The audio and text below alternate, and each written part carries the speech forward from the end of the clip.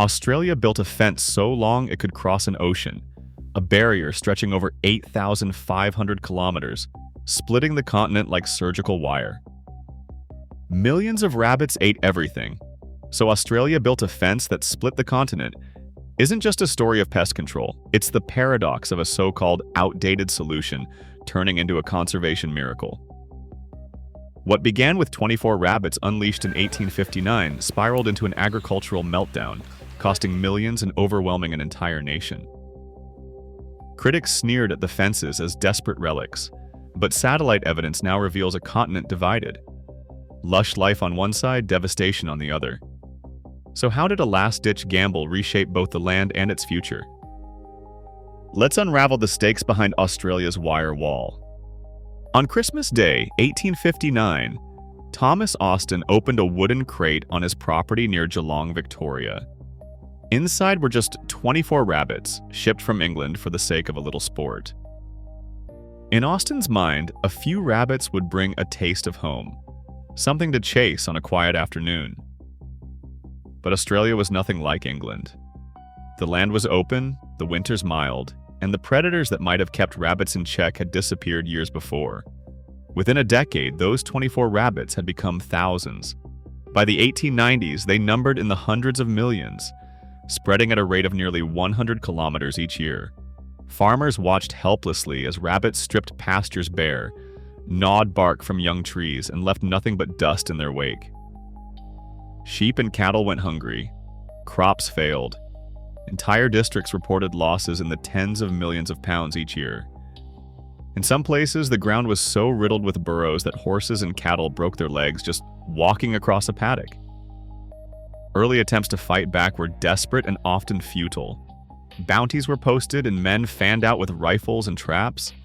Strychnine was scattered across the land, but the rabbits kept coming. Mechanical barriers, short, patchwork fences, offered little resistance.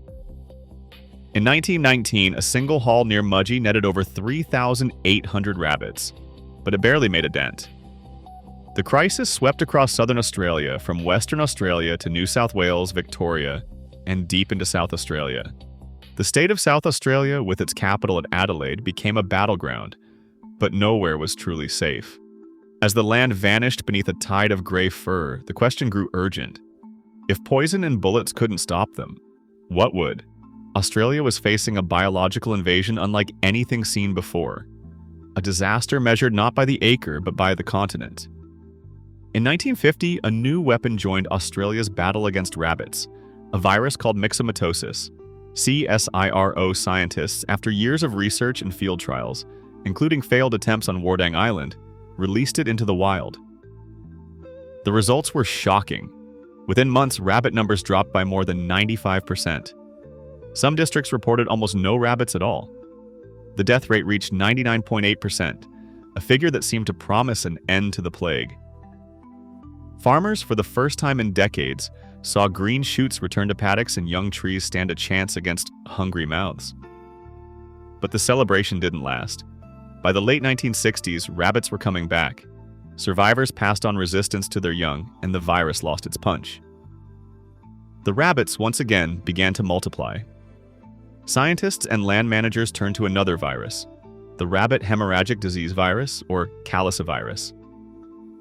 In 1995, it escaped containment on Wardang Island and swept across southern Australia.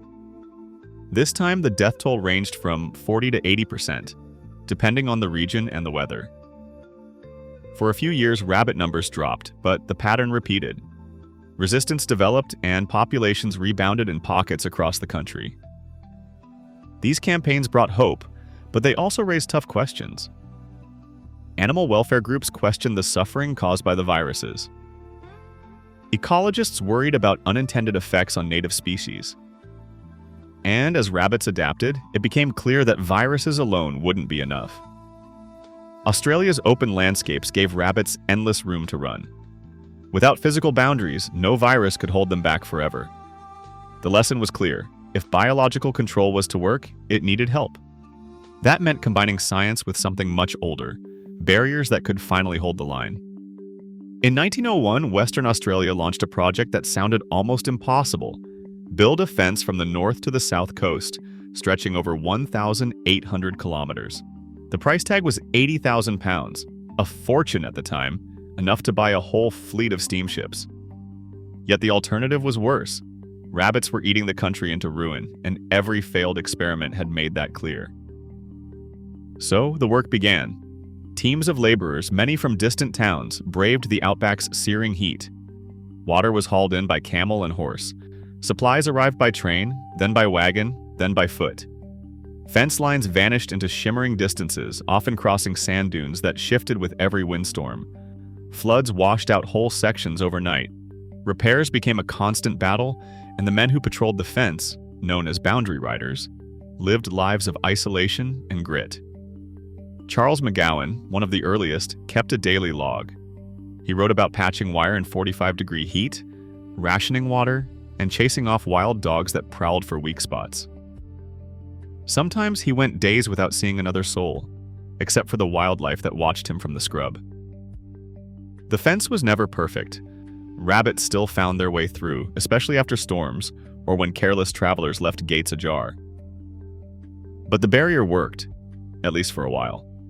It slowed the invasion by years, giving farmers west of the line a fighting chance. Wheat fields survived where they would have vanished. The fence even took on new roles as the decades pass. It kept out emus, wild dogs, and kangaroos, adapting to each new threat that crossed the horizon. No one pretended it was easy. Every kilometer was won through sweat, argument, and sheer stubbornness. But Western Australia's state barrier fence proved that even in the face of disaster, humans could draw a line, however thin, against the tide. A line of wire and posts stretches across the heart of Australia, running over 5,300 kilometers from the Darling Downs in Queensland to the wind-scoured cliffs of the Great Australian Bight. This is the Dingo Fence, one of the longest structures ever built by humans. It's not just a barrier, it's a dividing line between two worlds.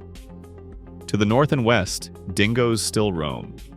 Here, native grasslands support bandicoots, bilbies, and a web of life that's held together by a top predator.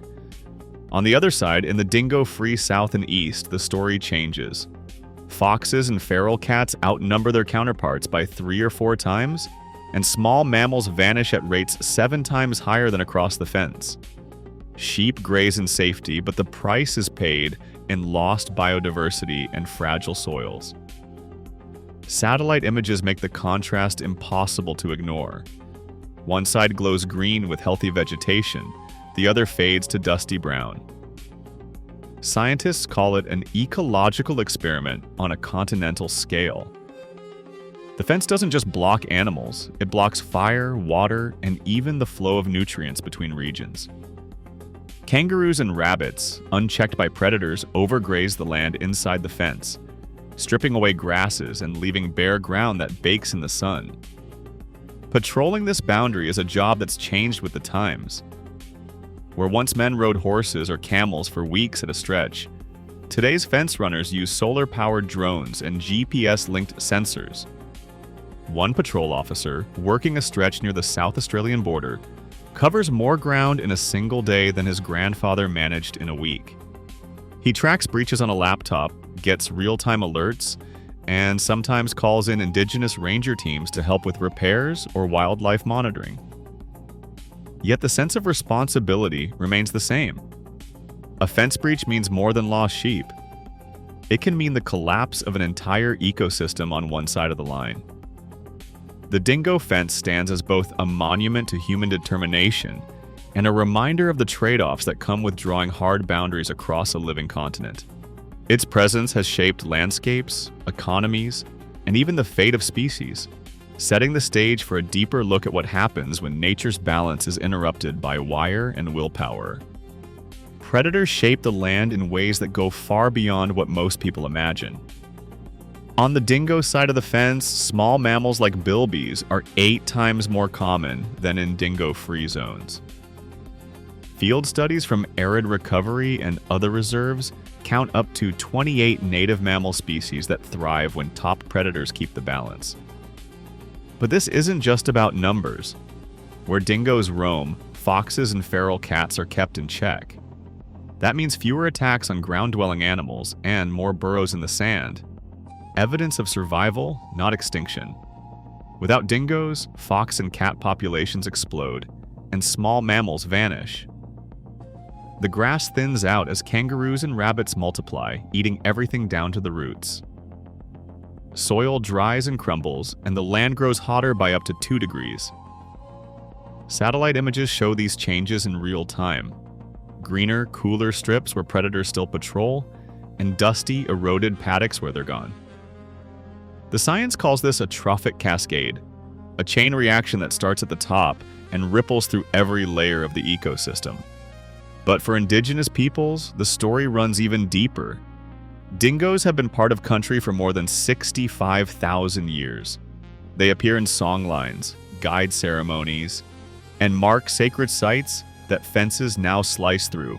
One ranger, whose family has walked this land for generations, says, "The fence doesn't know our story. It just cuts across it." Today, more than 40 indigenous ranger groups work alongside scientists and land managers to monitor fence lines, restore habitats, and protect cultural sites. Their knowledge runs through every patrol, knowing which tracks belong to which animals, when to burn, when to rest the land. For them, stewardship isn't just about numbers or boundaries. It's about keeping the connection between people, animals, and the land itself alive. As new technology and old wisdom meet on the fence line, the future of Australia's wild heart depends on finding that balance. Cluster fencing began as a gamble in Western Queensland. Instead of each farm fighting alone, neighbors joined forces, pooling land and money to build a single, high-tech barrier around entire districts. The idea was simple: one fence, one patrol team, shared maintenance, and a much bigger payoff. At first, many doubted it would work. But as the kilometers of wire went up, so did the numbers. Today, most cluster fences use solar-powered electric wires, motion sensors, and real-time alerts sent straight to a phone or laptop. Patrols that once took days on horseback are now done by drone pilots covering dozens of kilometers in a single morning. One drone-enabled officer described his routine: fly a preset route at dawn, scan for breaches, and dispatch a repair crew before livestock even notice. With remote cameras and GPS tracking, every weak spot is flagged before it turns into a disaster. The economic results are hard to ignore. In Queensland, government reviews show that drone and sensor networks have cut patrol costs by up to 60%. Maintenance bills dropped 40% since crews only fix what's actually broken. Inside the fence, predator attacks on sheep and goats have fallen by more than 90%. Lambing rates have jumped and wool quality is up. Farmers who used to lose sleep over wild dogs now talk about pasture recovery and planning for drought instead of just surviving another year. The return on investment is just as striking. In the Murray-Darling Basin, a $15.5 million gain came from an $11.1 million cluster fencing project. South Australia's dog fence rebuild is projected to deliver $120.3 million in benefits over 2 decades, with $97 million saved on management alone. These numbers have turned skeptics into supporters. What started as a desperate experiment is now a model for smart agriculture, where technology, teamwork, and hard data make the difference between boom and bust. At Scotia Sanctuary in western New South Wales, the numbers tell a story of revival. Bilbies, once nearly gone from the wild, multiplied more than 8-fold inside the fence, growing from just a handful to over 160 adults in a few short years. Woylies and betungs, too, have rebounded by hundreds of %, reclaiming ground lost for generations. Across 28 native mammal species, population counts. Inside these protected areas are now up to 40 times higher than in the open country beyond the wire. Monitoring teams, led by sanctuary managers like Dr. Catherine Tuft, walk transects at dawn, counting burrows and checking camera traps. They record the return of grass cover, the spread of wildflowers, and the quiet scurry of threatened marsupials. Pasture recovery is visible from the air, green swaths where sheep and wildlife both thrive, thanks to careful grazing and controlled access. For many, these sanctuaries feel like ecological resets, places where the clock has been turned back and hope has a chance to grow. But even in the glow of success, managers know the work is never finished. Every gain must be defended, and every fence line brings new questions about balance and the future. In the summer of 2019 to 2020, wildfires swept across Australia's interior, torching more than 400 kilometers of exclusion fences in just a few weeks. Smoke and heat warped steel mesh, posts collapsed, and entire sections vanished overnight. Repair crews scrambled to restore the line, sometimes working around the clock in scorched, empty paddocks. One fence runner, standing beside a blackened stretch near the South Australian border, put it simply, "If we don't fix this fast, everything we've built goes backwards." The bill for rebuilding climbed past $10 million before the first rains fell. Climate damage isn't the only threat. Floods, storms, and shifting sands now add millions more to annual maintenance costs. Yet, while Australia's fences face constant attack from the elements, their influence keeps spreading. In New Zealand, conservationists borrowed Australian designs to build predator-proof sanctuaries like Zealandia and Maungatautari, giving native birds and lizards a second chance. In southern Africa, veterinary cordon fences draw on Australian methods to protect livestock from disease and predators. Even in North America, ranchers and park managers adapt these lessons to keep wolves and bison where they belong. Every year brings new challenges and new repairs, but the fence crews keep showing up. And so do their overseas counterparts, eager to learn what works on a continent where nature refuses to play by the rules. Australia's exclusion fences now stretch over 8,500 kilometers, longer than 1/8 of the Earth's equator. Built in response to a single release of 24 rabbits in 1859, these barriers transformed a national crisis into a global model for pest control and conservation. Historical records show that by the 1890s, rabbit populations caused millions of pounds in agricultural losses each year. Neither viruses nor early culling methods alone were enough. It was the combination of physical barriers, modern technology, and local expertise that restored ecosystems and revived rural economies. Yet, despite 300% increases in native mammal populations inside sanctuaries and over 90% reductions in predator impacts, ongoing challenges remain. Climate-driven damage, maintenance costs, and impacts on Indigenous land management raise unresolved issues. What is clear? Australia's fences forced a reckoning with invasive species and shaped a new relationship between people and land. Today, their legacy is measured in both recovered habitats and the hard lessons of managing boundaries in a changing world.